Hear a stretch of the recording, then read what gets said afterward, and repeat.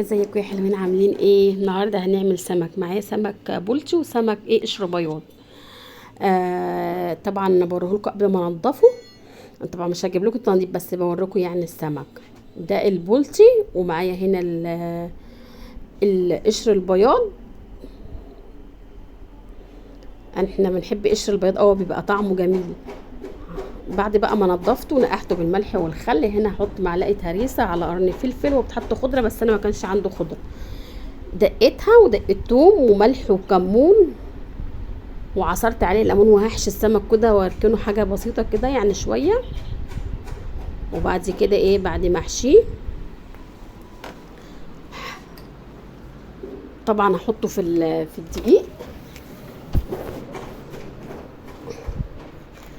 انا بحب دايما احط عليه حبه خلطه من التوم دي عليه من فوق كده، وانقعه فيها بحيث ان يبقى السمك كله معمول بالخلطه كده وطعمه حلو. هنا بقى بحمر البصلتين، وبحط عليهم معلقه سكر عشان السكر يكرمل كده ويدي للرز كده، يبقى رز غامق كده وحلو. ابتدي اكرملها خالص. لما تتكرمل كده تبقى اللون بني، يعني لا هو محروق، بني بني غامق. هزود بقى عليها الميه وهسيبها تغلي. حطيت طبعا معلقه كركم على حبه كاري، وهسيبها تغلي كده. هنزل بالرز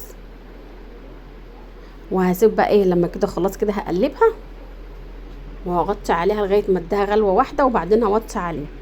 هبتدي بقى هنا حطيت الدقيق. انا ما بحطش على الدقيق اي حاجه، لان السمك انا مطعماه كويس والتتبيله هو شارب منها، فمش محتاجه احط ملح وحاجات في الدقيق يعني. هتهنه هعوزه كله دقيق، وهنزل بقى بيه في الطاسه كده اقليه. طبعا احنا من عشاق السمك بقى.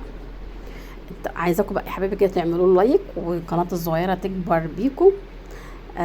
طبعا شايفين الرز شكله حلو ازاي بعد ما غرفت. ليست ده فضل منكم مش امر. عايزين القناه الصغيره تكبر بيكم.